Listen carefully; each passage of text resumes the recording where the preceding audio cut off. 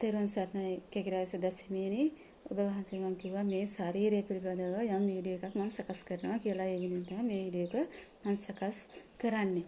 එතකොට මේ වීඩියෝ එක සකස් කරනකොට මම මුලින්ම ගන්නවා අපගේ මේ හිස. මේ හිස අයිති වෙනවා අලියට. මේ අපේ මේ හිස අයිති වෙන්නේ අලියට.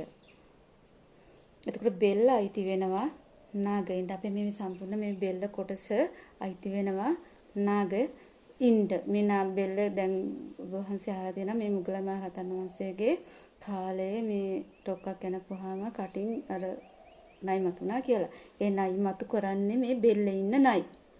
මේ බෙල්ල අයිති වෙන්නේ නාගයින්ට, පපුව අයිති වෙනවා යක්ෂයින්ට, බඩ අයිති වෙනවා පෙරේතයින්ට, ඉන අයිති වෙනවා පිසාචයින්ට, දන හිසේ සිට විලුඹුව ගාවට අයිති වෙනවා රාක්ෂයින්ට, විලුඹුවේ සිට ඇඟිලි තුඩ දක්වා අයිති වෙනවා බරස්සයින්ට, පිට අයිති වෙනවා ආශ්‍රයයන්ට, අත අයිති වෙනවා ගොන්නුන්ට.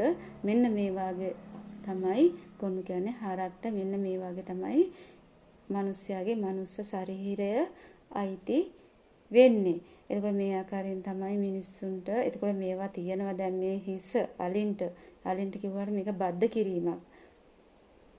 මෙලොවතුර බුදුරජාණන් වහන්සේත් ගෞතම බුදුරජාණන් වහන්සේ කියන්නේ දෙන්නේ. එතකොට මේ බද්ධ කිරීමක් තමයි මෙතන තියෙන්නේ. ඇස්මා සිස්ලං සියල්ල දන් දීගෙන මේ සසරේ ගෞතම බුදුරජාණන් වහන්සේ එන්නේ මේ ලෞතර බුදුරජාණන් වහන්සේ වෙනුවෙන්. එතකොට මේවා පටලවගෙන තමයි මේ තියෙන හැමදේම. මේවා පටලවගෙන යන්න එපා. මේවා පැටලිලා තමයි තියෙන්නේ. හරි විදියට වෙනම හඳුනා ගන්න උත්සාහ දරන්න. එහෙම බැබයි කරන්න පුළුවන් වෙන්නේ සෝවන් අනාගාමි සකෘදාගාමි කියන ඵලවලට අරහත් ඵලවලට ගියාට පස්සේ තමයි මේවා කරගන්න හැකියාව තියෙන්නේ. නැත්නම් මේවා ගැන හැකියාවක් කොහොමදවත් අවබෝධයක් එන්නෙම නැහැ.